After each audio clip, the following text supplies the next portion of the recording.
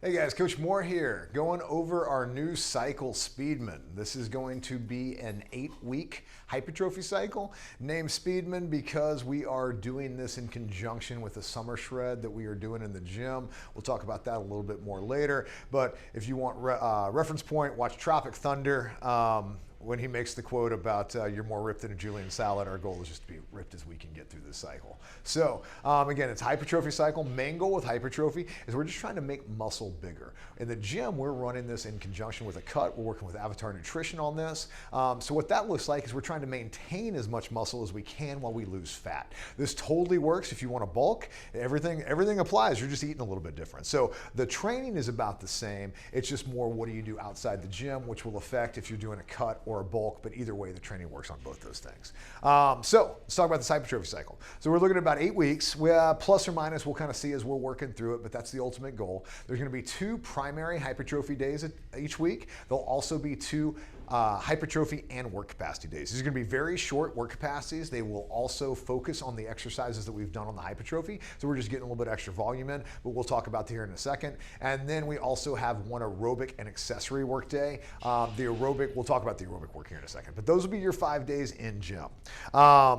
There is going to be basically 2 focuses on the cycle. Your primary muscle groups are going to have a primary day and a complex day. The primary day, just think about single exercise, loaded as heavy as you can for the volume. So that's going to be our primary day, and then our accessory or our complex day is going to be a variation of the exercise, but it'll be a series of exercises. So think a little bit more of the burn on the second day, a little bit more of the bulk on the first day. In addition, my athletes will have their choice of accessory work, calves, neck, or butt, or if you have time, you can do all 3, but again, accessory work is accessory work. So focus on what you're weakest at, and then you can sprinkle in the other stuff along the way.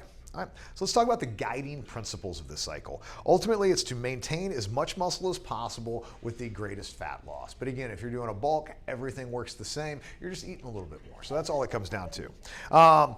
The other principle is for kind of our cardio outside the gym is NEAT, non-essential active thermogenesis. Thermogenesis, some variation of that word, which is essentially more slow and steady exercise, less high intensity, less impact. So we're doing really high intensity exercise, that hardcore HIIT training, we kind of tend to eat a little bit of muscle there. So we want to kind of remove that. So we want to remove that impact. We want to move those long, hard work capacity sessions. So everything that we do when we are breathing heavy, and we're mostly just doing it for a variety of our athletes and get a little extra volume in, but it's going to be relatively short, slightly intense, but really focused on technique. When you're not in the gym, as much movement as you can get in that's not high intensity. So think about long walks, rucks, walking your dog, gardening, mowing the lawn. I know those things don't sound like exercise, but anything you're doing that is just kind of revving that engine at that slow, steady pace, that's kind of what we want to think about with there.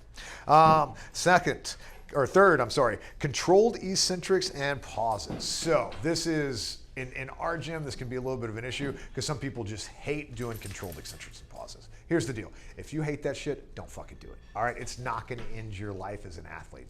That being said, if you want to get the most out of the cycle, meaning you want to get as strong and basically put on as much muscle as possible, the more you can control that descent and pause in the bottom, the greatest hypertrophy you're going to see. Also, as an aging athlete, it's so much kinder to your joints than throwing that barbell around as fast as possible. Your chance of injury is significantly less. Kind of bang for the buck. You know, I get it. If it makes you miserable, don't fucking do it. If you really want to make the best of your time in the gym, you should probably control the descent and do a little pause in the bottom.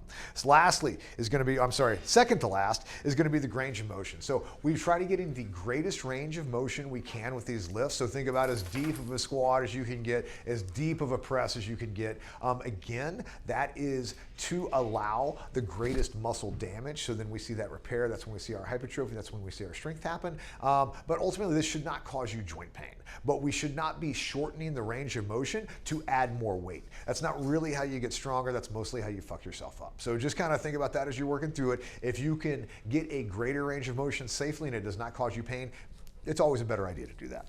And then finally, our work capacities. So our work capacities, what we do is these are going to be a little bit different. We're not trying to race through these as fast as possible. We're just trying to get this volume of reps in. So you'll see probably 3 exercises very similar to the exercises you did in the main work. And usually this is going to be around a 55 reps of that same, of a variation of that exercise. This is a combination of accessory work, but also just to give our guys in the gym a little bit more variety, get them breathing heavy a little bit.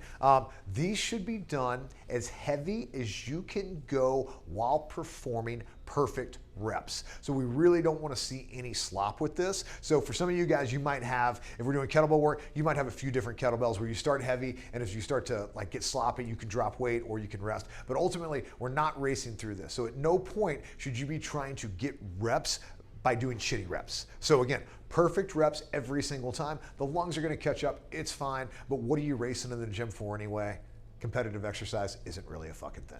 All right, now let's talk about loading here. It's actually all speculative loading. None of this is going to be based off of 1 rep max. So when you're first getting into this first few weeks, what we want to think about is not crushing ourselves in these first weeks. We don't want to do so much damage in the first week that then we're fatigued in those later weeks and we're not getting the benefit of the cycle. What that's going to look like is we are doing volume progression and auto regulation. So our primary work is going to have 5 rounds. Round 1 is going to be your additional warm-up round. So let's say you came off the warm-up, you're doing squats, you're going to use that first round to kind of feel it out and see where you're at. If that first round feels good, you can stay there. If you're like, oh no, that was too light, too heavy, you can make those adjustments. Now, rounds 2, 3, and 4, you're going to do the prescribed reps. Round 5, you're going to go for max reps on the end. Now that max reps is not to failure. It's not to muscle failure. It's going to be to technique failure, or to hopefully a rep inside of technique failure. But ultimately, if you start to get a little screwy on your squats, your elbows are flaring, if it just feels shitty or looks shitty, you're not getting benefit of the exercise. So what that last thing does is a few things. The max reps. So first off, it makes sure that you're getting your work in that day. It also makes sure you're loaded appropriately. So if we have 8 reps scheduled on the day, you go for max reps and you get 10 or 11 reps, that was you loaded yourself very, very well that day. If you get 15, 16 reps, you're probably a little bit light that day. You probably could have added a little bit of weight. If you go for max reps and you get 8 or 9 reps, you're too heavy. All right, so why is that an issue? If we go too heavy on the first week of the cycle, then we're not seeing the benefit of the 3rd, 4th, 5th week of the cycle, which is when the magic really, really happens. All you can really do in this first week of the cycle is fuck yourself up. So let's try to keep ourselves as safe as possible and give ourselves the benefit of this later phase of the cycle.